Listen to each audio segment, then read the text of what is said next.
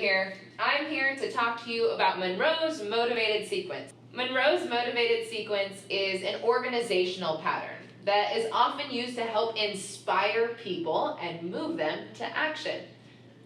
Monroe's motivated sequence has 5 basic steps. The first step that we need to talk about is attention. In this first step, what we're doing is we are hooking the audience into our speech. We're saying something so compelling that the audience can't possibly turn away. They must be very, very interested in your speech. And you want to ensure that your attention grabber, whatever device you choose to use, connects to your topic. So let's imagine that I am giving a speech about student stress. There are many different ways that I could start the speech. But let's say that I tell a story about a student named Danny who is overwhelmed because she's not just working 2 jobs to provide for herself and her family, but is also taking a full load of classes. Danny is relatable and connects to the topic of student stress. The second step of Monroe's motivated sequence is need. Now, this step is what you need to spend the most time on. You should be spending the most time preparing this step, and also while you're actually speaking, you should spend the most amount of time in need. So what is need? Need is where we talk about the problem. We're identifying the unfulfilled needs, the things that are wrong that we need to eventually address. We want 2 to 3 very clear arguments here. We want to talk about who is being harmed and how they're being harmed. You want the audience to feel like this problem is a huge deal. The reason why the audience needs to care about the problem is because if they don't care about the problem and if they don't think the problem is a big deal, then they're not going to be easily persuaded to do anything about it. Not only are you showing the audience how it concerns them, but you need to give examples. So this is where you are going to cite. You're going to use sources to show that this problem is real, it's happening in the real world, and there's a lot of things going on behind it that we need to address. So if we are continuing on with our example of the stressed out student, then our problems or needs might be all of the different students that are so stressed out, how these students are having the stress impact their lives, how it's affecting their mental health, and the overbearing weight of stress on a student's experience. Step number 3 is satisfaction. Now, another word for satisfaction is the solution. Now, here's the thing. The solution in step 3 is a big solution. So it's not necessarily a small thing that the people in the room can do. That comes later.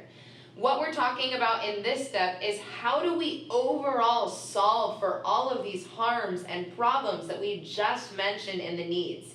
How do we fulfill the needs that we identified are unfulfilled?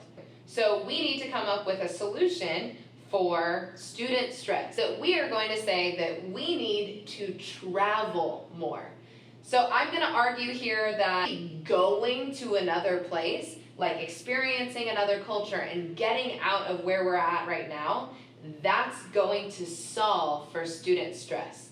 My overall solution is that maybe we in America need to start taking a gap year after we're done with college, before we start our real jobs. Now remember that this solution can be incredibly creative. Try and come up with something new and exciting to solve for this problem. Now in step 3, it's important that we're not just providing a solution, but we are also overcoming the objections. So there will be people who disagree with you. Not everyone is going to go right along with your solution. And so you want to address those objections before they happen. Step 4 is visualization. So in this step, you get to be really excited and a little bit cheesy with your speech. Now you can think of Monroe's motivated sequence kind of like an infomercial. Now you get to show the audience what the world will be like with that solution in place or with the solution not in place. So I'm going to talk about each one of these. You get to choose between the 2. So the first one is positive, and that is talking about what the world will be like with your solution. Imagine what life would be like if students got to take a gap year and just go and travel and relieve all of the stress that being in college and being in high school and all of those things have burdened on them. Negative would be what the world will be like if the problem continues and your solution isn't implemented. Students will continue being overly stressed. More people will probably drop out of college. There will be a continued increase in mental health issues. See how I painted these two pictures? So you get to choose which one that you want to do and which one fits the best for your speech. The last step of Monroe's motivated sequence is step 5. It is action. We give the audience a specific action that they can take today when they leave the room after you are finished speaking. You are asking your audience to make a step based on how persuaded they were by your speech. In our speech, what I might say is, today, go and do something that you've never done before. Maybe go to a new restaurant, experience a different culture. You're gonna finish this last step with a call to action, a powerful closing statement that provides your audience the opportunity to rally around you and be excited and persuaded by your speech. Okay, now that I've gone through each of the 5 steps with you of Monroe's motivated sequence, I'm going to give you a few extra bonus tips. So the first thing I'm going to tell you is, remember, do not use a preview for Monroe's motivated sequence. The reason for that is if you used a preview, then the audience will know exactly what's coming next. And in this type of speech, you kind of want to have that element of surprise. The second bonus tip I'm going to give you is that you need to make sure not to mention your solution until step 3. So make sure you don't even hint at your solution.